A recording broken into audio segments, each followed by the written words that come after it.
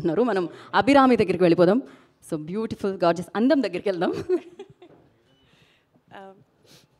Press friends అందరికీ నమస్కారం. చాలా సంవత్సరాల తర్వాత నేను ఒక తెలుగు ఫిల్మ్తో ఇక్కడికి వచ్చాను. అది నాకు చాలా గర్వంగా ఉంది, చాలా సంతోషంగా ఉంది. ఇంత మంచి ఒక cinema, first of all trailer చూసి మీకు ఎలా అనిపించింది? చాలా బాగుందా? అదే నాకు వినాలి.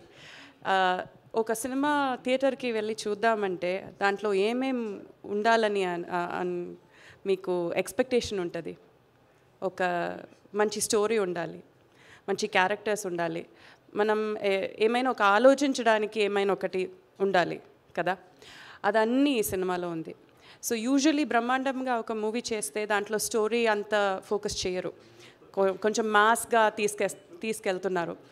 బట్ దీంట్లో ఆ మాస్ ఎలిమెంట్స్ కూడా ఉన్నాయి, మంచి స్టోరీ ఉన్నాయి, మంచి one of the best of south India అని చెప్పొచ్చు. విజయ్ సేతుపతి గారు ఉన్నారు. అండ్ ఇంకా నెక్స్ట్ ఫిల్మ్తో ఈ సినిమా తర్వాత one of the best directors అని చెప్పొచ్చు. మిథులన్ గారు ఈ సినిమా డైరెక్ట్ చేశారు.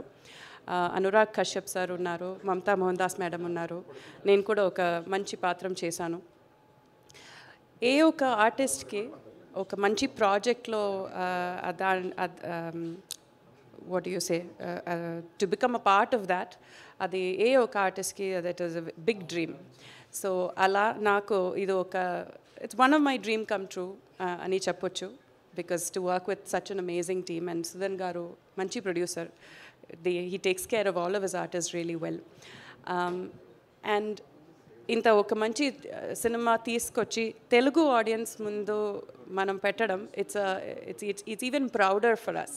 Because I think all of India చూస్తే the kind of respect, the kind of motivation and encouragement Telugu audience that you guys give to us actors and to us creators, you will not get anywhere else. So thank you so much for consistently supporting cinema, consistently supporting artists.